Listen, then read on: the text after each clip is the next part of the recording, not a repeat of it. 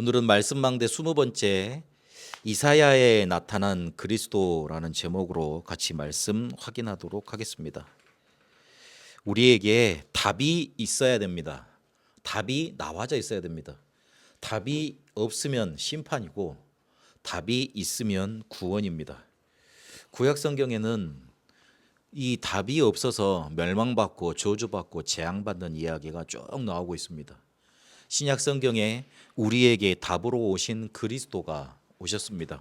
그 그리스도를 믿었는데 붙잡았는데 구원받았다 하는 내용입니다.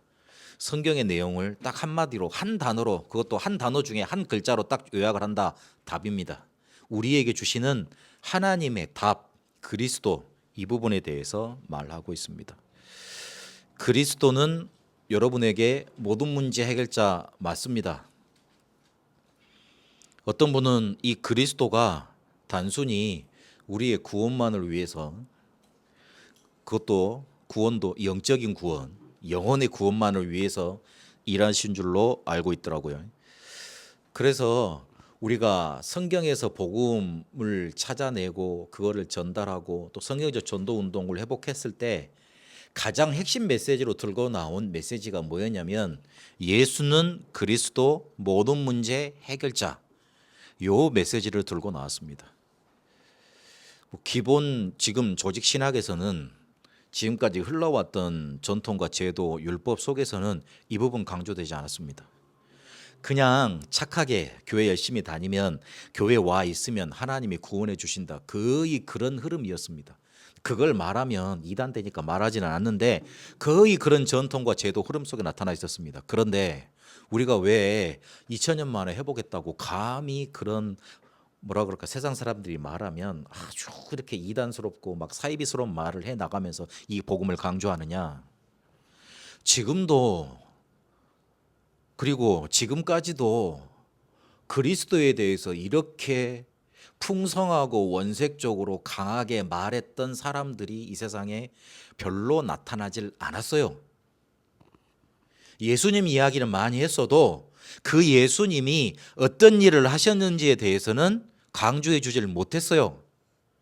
그러니까 사람들이 자기가 잘못해서 문제가 온 줄로 알고 자기 자신을 스스로 원망하고만 살았어요. 그래서 자기 인생 속에 뭔가 잘못이 있는가, 그거를 이렇게 따져가면서 살아왔어요.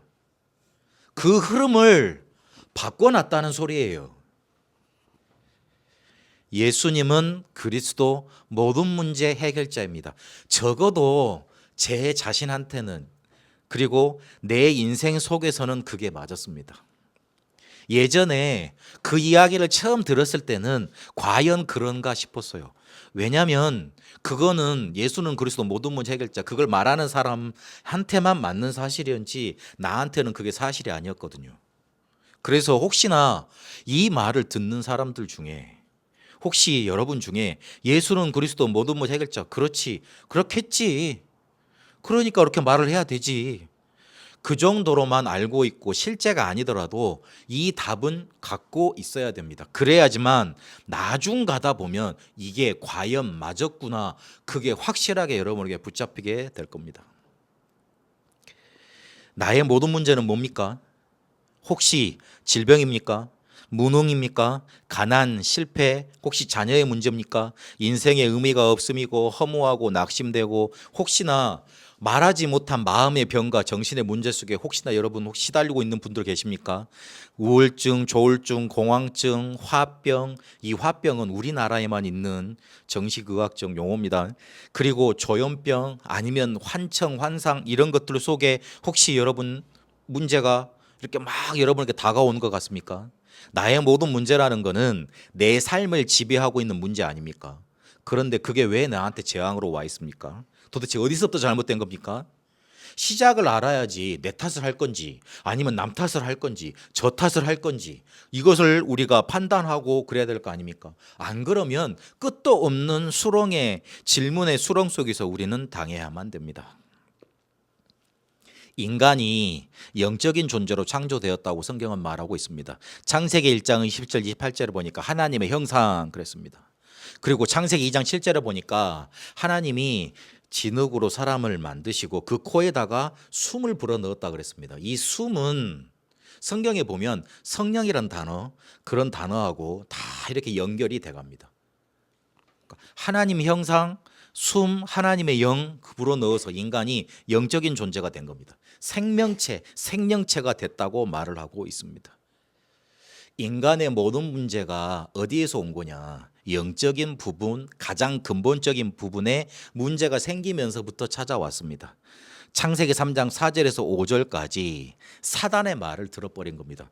창세기 3장 읽어보니까 사단이란 말이 나오지 않던데요. 혹시나 질문할지 모르겠는데 그럴까 싶어서 하나님이 계시록 12장에 뭐라고 말을 했냐면 예뱀 곧 마귀 사탄이라고 부르는 자라고 딱 못을 박아놨습니다. 다르게 해석할까 봐. 성경은 대칭 구조가 많거든요. 그래서 옛날 고대 사람들이 이렇게 뭐 문학을 만드는 그런 구조가 중간에 어떤 핵심 사상을 딱 만들어 놓고 아니면 기점을 만들어 놓고 양 옆에다가 이렇게 대칭되는 그런 사건들을 많이 넣어 놓습니다. 그리고 창세기하고 계시록은 좀 대칭이 돼요. 그래서 혹시나 이렇게 우리가 못 해석하는 거 있으면 성경에 이렇게 관주 성경 있잖아요. 그런 거 찾아봐서 비슷한 말로 단어를 파다가 보면 풀리는 경우가 많이 있습니다. 한 저자가 만들었기 때문에 하나님이 사람을 40명 정도 이렇게 쓰긴 하셨지만 하나님이 쓰신 책이기 때문에 우리한테 알려주신 하나님의 서신이기 때문에 그렇게 볼 수 있습니다. 그래서 사단의 말을 들은 겁니다. 뱀의 말을 들은 게 아니에요. 미안하지만. 그래서 어떻게 됐냐면 창세기 6장 4절에서 5절까지 보니까 사단에게 잡혀버렸습니다. 그건 또 무슨 말입니까? 네피림이란 단어를 자세히 보면 됩니다. 그때 고대 용사들이라 그랬는데 자세히 그 단어 뜻을 따라가 보면 하늘에서 떨어진 사람들이란 말입니다. 하늘에서 떨어진 자가 누굽니까? 에베소서 2장 2절을 보니까 공중권세 잡은 자. 계시록에도 많이 나타나 있습니다. 그래서 창세기 11장 1절에서 8절까지 보니까 하나님과 대적하게 됐어요. 야, 우리가 하늘을 향하여 짓고 그리고 우리의 이름을 내고 그렇게 하나님과 하늘과 대적하리라 그렇게까지 말을 하게 됩니다. 이 영적인 부분에 문제가 왔는데 육신의 부분, 육체와 삶과 문화와 정치, 경제 모든 것에 문제가 생겨버렸습니다. 창세기 3장 16절 20절에 보니까 노동하는 거, 사랑하는 거, 가정 이루는 거, 육아하는 거, 교육시키는 거 그것도 모두가 저주받아 버렸어요. 창세기 6장 2절에 보니까 하나님의 아들들이 딸들 그 세상의 딸들 아름다움만 보고 이렇게 연애를 걸고 결혼을 했고 자기의 마음대로 자기의 마음에 드는 사람들을 아내로 삼았다. 그렇게 하면서 육신적인 부분만 딱 바라보도록 만들어서 4절에 보니까 네피림 돼버렸어요. 창세기 11장 3절에서 4절까지 보니까 기술과 문화가 발전했잖아요. 지금도 보면 그 지구라트 있지 않습니까? 그게 바벨탑 원형들이거든요. 근데 그런 것들이 고대 유적으로 남아 있어요. 그러면 되게 기술이 발전했었다고 그 당시 기술이 발전했었다고 말하고 있습니다. 그러나 기술과 문화는 발전하지만 늘 불안함에 휩싸여 있으니까 어떻게든 자기들이 또 재앙받을까 봐 흩어짐을 면하고 혼자 살아남다. 홍수가 오더라도 높은 곳에 있으면 살아남을 수 있잖아요. 그래서 만들어진 게 바벨탑 아닙니까? 뭘 많이 가지고 있어도 늘 불안한 거예요. 그러면요, 영적인 부분에 문제가, 영적인 존재인데 영적인 부분에 문제가 왔잖아요. 그래서 실제로 육신적인 부분까지 우리의 삶 모든 것에 문제가 왔지 않습니까? 그럼 이걸 해결하려면 거꾸로 올라가야죠. 그런 말이 나오죠. 그렇잖아요. 근데 우리는 육신의 문제를 해결하려고 그러면 여기에서 시작을 해요. 요걸 해결하려고 그래요. 그런 해결이 안 되죠. 영적인 문제, 육신의 문제를 가져온 영적인 문제를 해결하면 영적인 부분이 살아난다는 겁니다. 그러면 모든 것이 살아나게 되어 있습니다. 내 삶을 장악하고 있는 문제가 육신의 문제일 수 있습니다. 질병의 문제고 내 삶이 잘 안 되는 문제일 수 있는데 그게 어디서 왔느냐? 영적인 문제에서 왔어요. 영적인 부분에서 출발을 해야 돼요. 그러면 영적인 부분을 살려내면 이 육신적인 문제도 완전히 해결할 수 있다는 답이 나옵니다. 이사야 53장 5절에서 6절까지 보니까 예수께서 우리의 육체적인 부분까지도 육신적인 질병까지도 다 담당하셨다 그렇게 말을 하고 있습니다. 그래서요, 그리스도는 창세기 3장 문제 해결자로 오신 것 같지만 이 창세기 3장 문제에서 모든 문제가 왔기 때문에 창세기 3장만 해결해버리면 모든 문제 해결하는 해답책, 해결책 그리고 진정한 답이 되는 겁니다. 그래서 예수를 그리스도 모든 문제 해결자라고 말을 합니다. 이 그리스도를 모든 문제 해결자로 누렸던 사람들의 증거가 어디 나타나 있냐? 성경에 나타나 있습니다. 제 자신도 그 증인입니다. 연약하지만 이 언약을 정확하게 이 사람들은 붙잡고 있었습니다. 내 문제가 창세기 3장 문제야. 그렇게 붙잡았습니다. 절대 불가능으로 붙잡았습니다. 그러니 유일성의 답인 그리스도가 붙잡혀졌지요. 그러다 보니 어느 순간에 보니까 모든 문제가 해결돼 있어요. 모든 문제 해결되지 않더라도 모든 문제가 나를 죽이지 못해요. 그리고 더 깊이 나아가면 그 모든 문제 해결 안 돼도 괜찮아요. 왜냐하면 나는 답을 가지고 있으니까. 나에게는 답이 있으니까. 그리스도 여러분에게 모든 문제 해결자로 답으로 역사하는 축복 여러분 있게 되시길 바랍니다. 이걸 붙잡아야 됩니다. 우리 랩런트들 지금 현실이 내가 안 되는 거 그거에만 초점 맞추면 안 돼요. 나한테 답을 주셨어요. 그래서 그걸 붙잡고 있어야 돼요. 어느 순간 가다 보면 하나님이 여러분을 정말로 세상에서 그 어떤 것도 줄 수 없는 답을 주셨다는 거 그거 확인하게 될 겁니다. 이게 거짓말이면 제가 이렇게 열내면서 증거할 필요 없죠. 그러나 수많은 증인들이 여러분 앞에 있고 그리고 성경에 나타나 있습니다. 오늘 이사야서는 이 그리스도를 우리에게 나타내고 계십니다. 이사야서는 1장부터 66장까지 있습니다. 그래서 성경의 66권의 흐름대로 이야기를 우리에게 복음을 전달해 주고 있다 그렇게 해석하는 분들도 계십니다. 그래서 이사야서를 구약의 복음서라고 많이 표현을 해놨습니다. 그 정도로 그리스도에 대해서 그 어느 구약 성경보다 정확하게 나타내고 계십니다. 1장부터 39장, 구약이 39권이잖아요. 심판에 관한 내용, 그리고 40장부터 66장까지는 주로 구원에 관한 내용이 나타나고 있습니다. 앞서 말씀드렸듯이 이게 7등분으로 구조가 나눠져 있습니다. 36장부터 39장까지 역사 이야기가 있습니다. 산문체, 글, 역사 기록 그게 있고요. 그러면 그 앞뒤로 3편, 앞에 3편, 뒤에 3편 시로 구성되어 있습니다.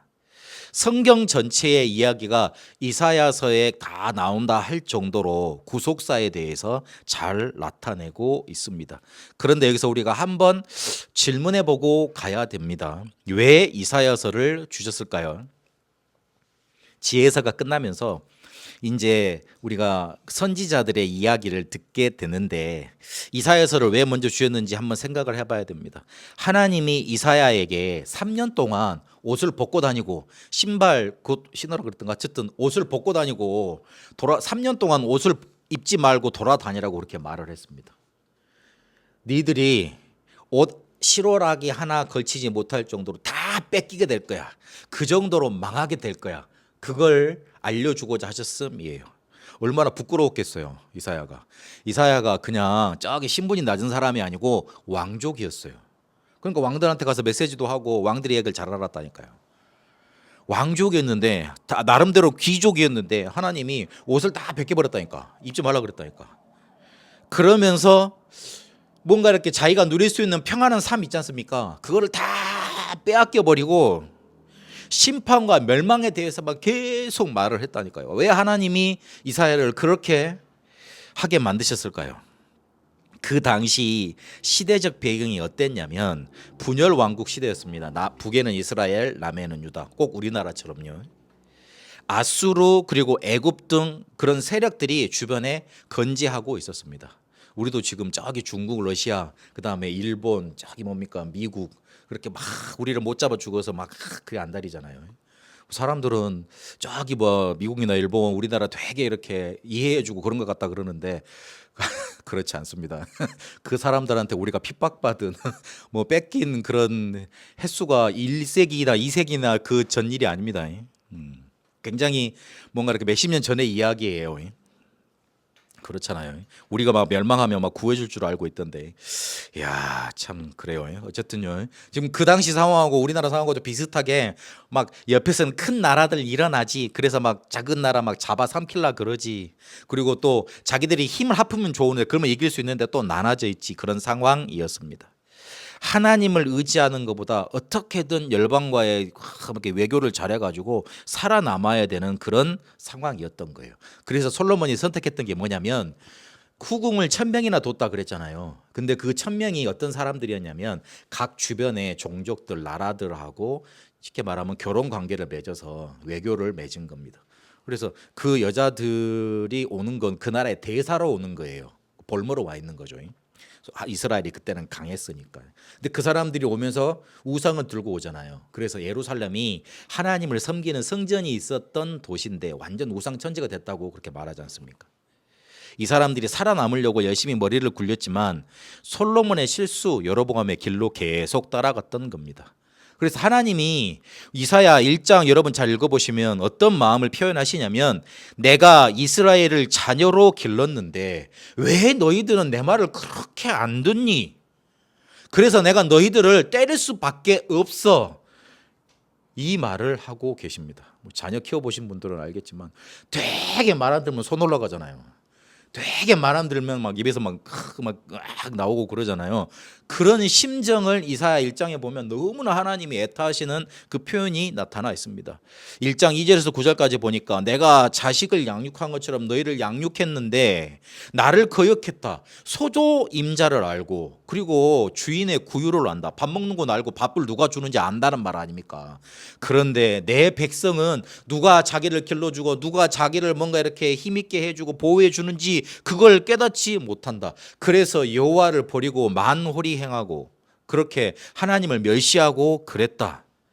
그래서 이제 남은 거는 얻어맞는 거, 상처만 남을 것이다. 그렇게 말을 하고 있습니다. 멸망으로 다 사라져 끝나버리게 될 거라고 하나님은 이사야를 통해서 말하고 계십니다. 그런데 멸망에서 다 사라지는 게 하나님의 자녀들이, 이스라엘이 완전히 이 세상에서 패망해가지고 그리고 완전히 없어져 버리는 게 하나님의 과연 의도입니까? 자녀들이 자식을 말 안 듣는다고, 날 잘 못 알아본다고 막 이렇게 막 때리고 이렇게 혼내고 그러는 게 진짜 자녀가 저주 당해가지고 멸망받아가지고 이 세상에서 없어지기를 바라는 겁니까? 아니지 않습니까? 어떻게든 그걸 때려서라도, 어떻게든 그렇게 막 험한 말을 해서라도 깨우치려고 함이고 그리고 회복하려는 거잖아요. 그래서 이사야 6장 13절에 남은 자를 내가 남겨둘 거다. 그래서 그들을 통해서 모든 것을 회복시킬 것이다. 그 내용이 이사야에 나타나 있습니다. 그래서 이사야에는 절대적인 답으로 그리스도를 우리에게 주고 계십니다. 그리스도가 어떻게 우리에게 답으로 오셨으며 어떻게 답으로 우리에게 역사하셨는지를 알려주고 계십니다. 그리스도가 어떻게 탄생했는지부터 예언을 쭉 해놓고 계십니다.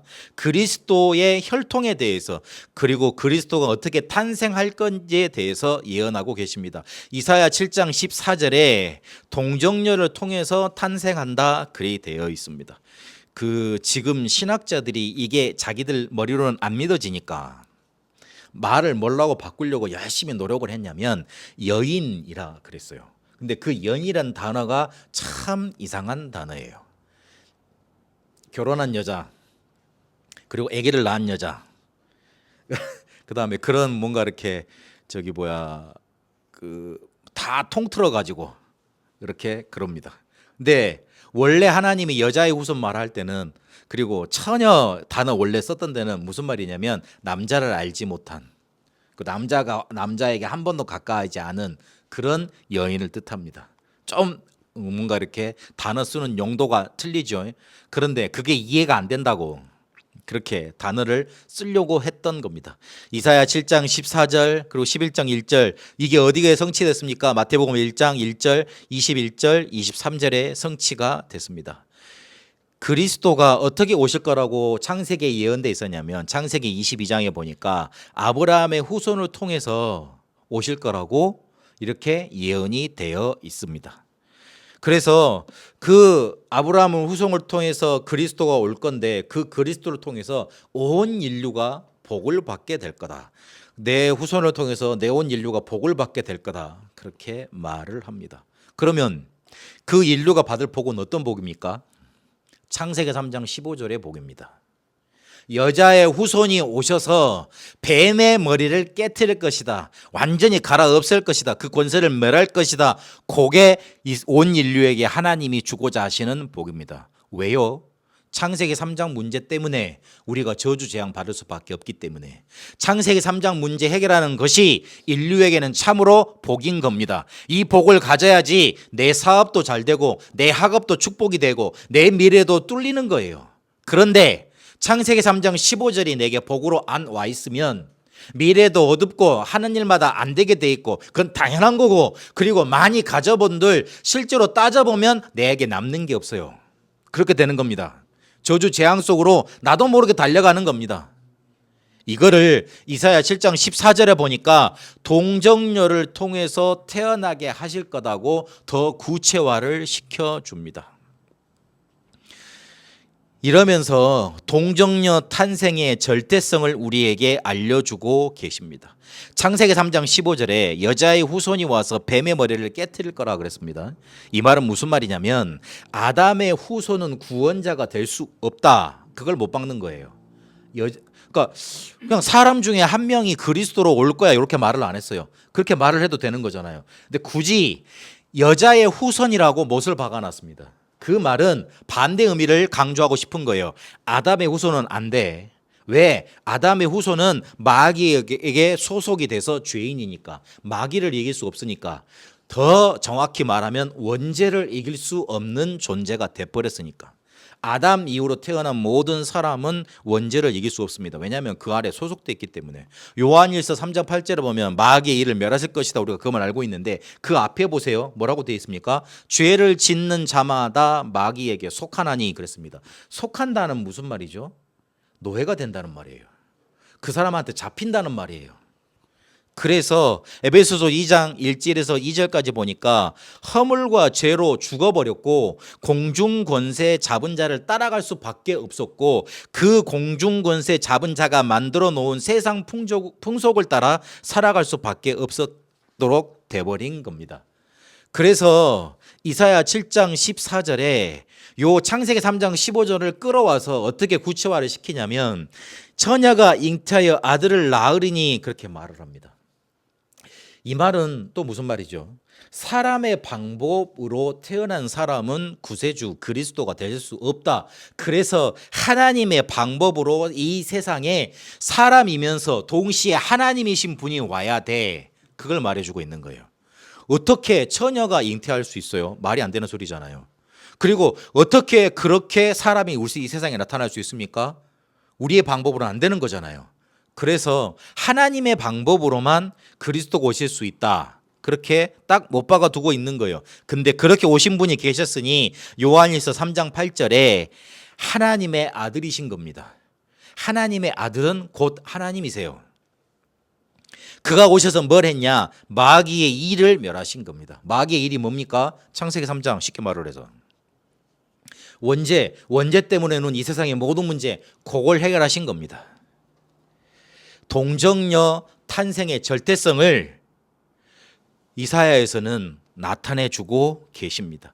그러면서 그리스도가 어떤 일을 하셔야 되는지 예언하고 있습니다. 그 그리스도는 고난과 대속의 사역을 하실 것이다 말해주고 있습니다. 이사야 53장 5절에 보니까 그가 찔림은 우리의 허물 때문이요 그의 상함은 우리의 죄악 때문이라 그가 징계를 받음으로 우리는 평안을 누리고 그가 채찍에 맞음으로 우리는 나음을 받았도다. 그렇게 되어 있습니다. 그분이 우리의 모든 죄와 죄를 해결하셔서 구원의 길과 용서의 길을 여신 거예요.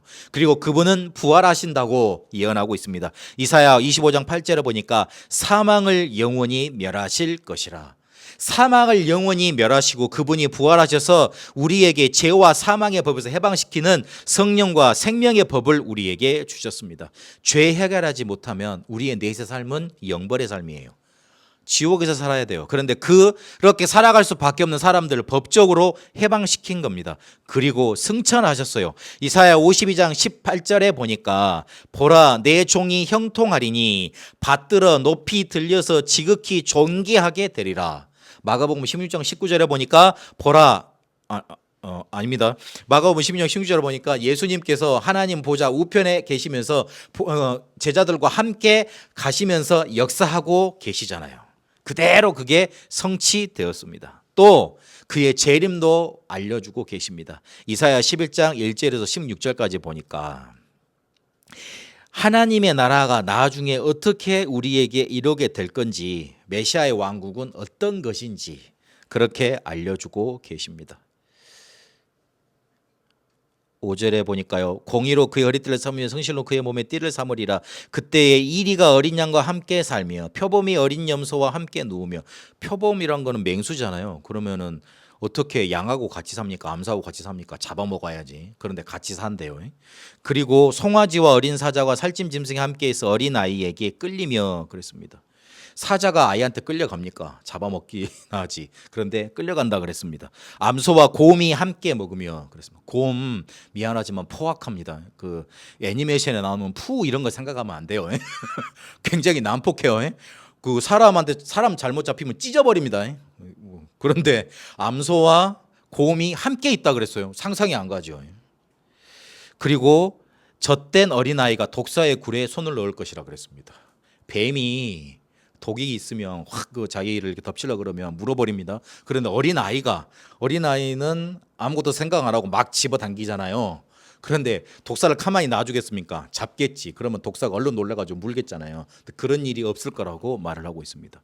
그러니까 막 선과 악이 같이 뭐 존재한다 그래야 되나? 그런 말은 아닌 것 같은데 어쨌든 우리가 뭔가 생각했던 그런 어마어마한 뭔가 이렇게 대비되는 그런 것들이 함께 공존하는데 아무 문제가 되지 않는 그런 천국의 삶이 나타나 있는 겁니다.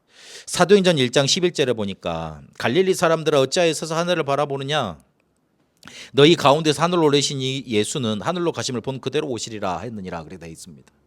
그리스도께서 그렇게 재림하실 거라고 성경에 이야기하고 있고 곧 성취되는 응답으로 우리에게 나타날 겁니다. 절대적인 답인 그리스도를 어떻게 탄생해야 되는지, 어떻게 우리에게 오셔야 되는지, 그래서 그분이 우리에게 오셔서 어떤 일을 할 것인지 예언되어 있습니다. 말씀을 맺습니다. 하나님은 이스라엘이 회복되는 게 그 응답이 절대 계획이라고 지금 우리에게 알려주고 계십니다. 이사야서에 멸망 얘기가 많이 나옵니다만은 구원의 메시지에 대해서, 회복의 메시지에 대해서 그렇게 많이 말씀을 하셨어요. 멸망과 심판만 얘기한 거 아니에요. 본격적으로 회초리만 때린 게 아니라고요. 몽둥이만 찜질하고 막 그렇게 한 게 아닙니다. 이스라엘이 회복되는 게 하나님의 절대 계획이라는 건 우리에게 알려주십니다. 왜 그렇습니까? 이스라엘이 회복돼야지만 모두를 살릴 수 있을 것 아닙니까? 다 죽어버리면 누가 살릴 겁니까? 그래서 이스라엘이 회복되는 거, 복음을 준 자, 복음을 맡은 자들이 살아나는 거, 그게 하나님의 절대 계획입니다. 그 이스라엘 회복의 주역이 누구냐? 렘넌트예요. 남은 자예요. 이사야 6장 13절에 보니까 하나님은 이 렘넌트에게 어떤 정체성을 주셨냐면 버려진 자 그리고 또는 남은 자라는 정체성을 주셨습니다. 이 말하면 잘 생각해 보세요. 이 땅이 다 패망하게 될 것인데, 망하게 될 것인데 구루터기가 남아있을 거고 남은 자가 있을 거다. 이 땅에 거룩한 씨다 될 거다. 그렇게 말씀하십니다. 바벨론에서 유다를 망가뜨릴 때, 완전히 패망을 시킬 때 거기에 사람들을 다 끌고 포로로 끌고 가지 않았습니다. 왜냐하면 거기에 사람들이 안 살도 비워놓으면 그 성 자체가 완전히 황무지가 될 것이기 때문에 사람들을 남겨놨습니다. 자기들이 따졌을 때, 계산을 해봤을 때 이 사람은 좀 도움이 되겠다, 쓸만하겠다는 사람들은 다 포로로 끌려갔습니다. 그래서 남은 자라는 무슨 말입니까? 아무 쓸모가 없어서 그냥 너는 땅이나 지키고 있어, 그렇게 버려진 자들이었던 거예요. 쓸모 있는 사람은 다 데리고 가버렸어요. 다니엘과 세 친구는 귀족이었습니다. 그리고 그 사람들은 조금 공부를 할 만한 사람들이라고 평가가 됐던 거예요. 그래서 써먹겠다고 데려간 거예요. 그런데 남은 자는 다 버려진 거예요. 6장 13절에 보니까 하나님은 이스라엘이 회복되는 게 그 응답이 절대 계획이라고 그러면 반대로 남아있는 사람들은 뭐 하층민이나 별로 이렇게 필요 없는 그런 사람들이었던 거예요. 공부도 제대로 못하고 제대로 뭔가 하지 못했던 사람들이에요. 그런 사람들을 보고 렘넌트 그랬습니다. 버려진 자, 그러나 남은 자. 가치 없다, 평가되고 그리고 쓸모없다고 버려진 자 같지만 복음 가진 남은 자입니다. 이사야 7장 14절. 그래서 이 사람들은 그 복음을 누려서 남는 자가 될 겁니다. 이사야 40장 6절에서 41절. 복음의 능력을 누릴 남는 자예요. 그래서 그 복음과 능력으로 문화를 바꿀 남을 자가 될 겁니다. 이사야 43장. 광야에 길을 내고 거기서 생수를 내고 거기에 대로를 낼 것이고 하나님의 기적을 이룰 거라고 그렇게 말하고 있지 않습니까? 그렇게 제자와 후대를 남길 자가 될 겁니다. 이사야 60장에 보면 렘넌트 운동이 일어나잖아요. 제자와 후대를 온 만방에서 회복시키는 남길 자가 될 겁니다. 이 렘넌트의 모습이 지금 모습은 나그네입니다. 어디 거처가 없어서 어디에 안정된 뭔가가 없어서 그거를 찾으려고 막 이렇게 떠돌아다니는 나그네예요. 그 정도로 망했다고 볼 수 있습니다. 그러나 그렇지 않습니다. 하나님이 아무도 안 가는 노바디 현장에 파송해 놓은 nothing, 아무도 안 가려고 하는 곳에 파송해 놓은 파송된 자입니다. 거처 없이 떠도는 자의 모습을 가지고 있을 수 있지만 그렇게 보일 수 있지만 아니에요. 하나님이 파송해 놓은 자예요. 그래서 렘넌트가 앞으로 가야 될 사역과 그 길은 뭐냐면 흩어진 자입니다. 237과 5천 종족 살리라 그곳에 하나님이 갖다 놓으실 겁니다. 그래서 이 렘넌트는 이 이스라엘을 회복하는 방법, 하나님 자녀된 자들의 이 축복을 회복하는 방법을 알고 있어야 돼요. 이사야 62장입니다. 파수꾼을 세우고 24 기도 망대를 세우는 것, 그게 회복의 방법입니다. 62장 6절에 보니까 쉬지 않도록 하라 그렇게 말하고 있습니다. 성삼위 하나님께서는 지금도 24시 일하고 계십니다. 그래서 이걸 24 기도로 누려야 돼요. 이러면요 무슨 일이 일어나느냐, 62장 6절에서 9절까지 보니까 세상에서 찬송 받으시고 더 이상 지지 않는 자로 하나님이 만드시는 25 찬송 받으시는 일이 일어나는 겁니다. 곡식을 빼앗기지 않고 포도주로 이방인이 더 이상 못 마시게 할 거고 응답받으며 여호와를 참송하고 섬기게 될 거라고 말하고 있습니다. 하나님을 찬송하게 되고 여호와를 받드는 그런 기적이 자꾸만 나타나게 되는 거예요. 이러면 어떻게 됩니까? 영원 작품을 남기게 됩니다. 62장 10절에서 12절까지 보니까 백성이 올 길 큰 길을 만들어라, 도를 깨라, 만민 위에 기치를 들라. 이번에 저희 여행을 갔는데 어르신분들이 이제 다 이렇게 막 다들 제각기 움직이시더라고요. 그러니까 나중에 안 되니까 그 우리 인도하는 가이드가 길을 하나 딱 들더라고요. 그래가지고 여기로 따라오세요, 여기로 모이세요 그러니까 그 길만 보니까 다 싹 이렇게 모이대요. 그러는 것처럼. 이러면서 구원이 이르게 하고 상급과 보응이 있을 것이고 거룩한 백성이요 구속하진 자요 찾은 바 된 자요 버림받지 아니한 성읍이라 불리우게 될 거다. 이 영원 작품이 남게 되는 겁니다. 예수는 그리스도 모든 문제 해결자입니다. 요거를 여러분 딱 답으로 갖고 계세요. 여러분 실제 그게 지금 안 되고 있을 수도 있습니다. 그러나 답은 가지고 있어야 돼요. 예수는 그리스도 붙잡았는데 문제가 해결이 잘 안 돼. 그래도 답은 그게 맞아요. 내가 이해는 안 되잖아요. 여러분 시험 치다 보면 다 문제를 해결해 가지고 풀어 가지고 그 답을 맞추고 그런 게 다 있습니까? 나는 이게 답이라고 생각을 했는데 아니 선생님이 이게 답이라고 그러네. 이해가 안 돼서 내가 틀렸다고 막 점수가 아깝다고 오라고 막 그러고 그러잖아요. 그런데 내가 이 문제를 못 풀더라도 답은 존재하는 거예요. 내 문제가 해결이 안 되더라도 답은 있어요. 그 답이 뭐냐? 예수는 그리스도 모든 문제 해결자 붙잡고 있어야 돼요. 그러면 그 답이 어느 순간 내게 해답으로 그리고 응답으로 능력으로 나타나는 순간이 반드시 찾아옵니다. 오늘 이사야는 그리스도를 우리에게 그렇게 정확하고 명확하게 알려주고 계십니다. 여러분 이 언약을 붙잡고 이스라엘을 회복시키는 하나님의 절대 계획 응답 속에 들어가는 24 기도망대 세우는 파수꾼의 축복 누리는 응답 있게 되시길 축복합니다. 살아계신 하나님 감사합니다. 우리에게 예수는 그리스도 모든 문제 해결자라는 원색 복음을 허락하셨습니다. 이거를 답으로 붙잡고 우리의 인생 여정을 걸어가게 하옵소서.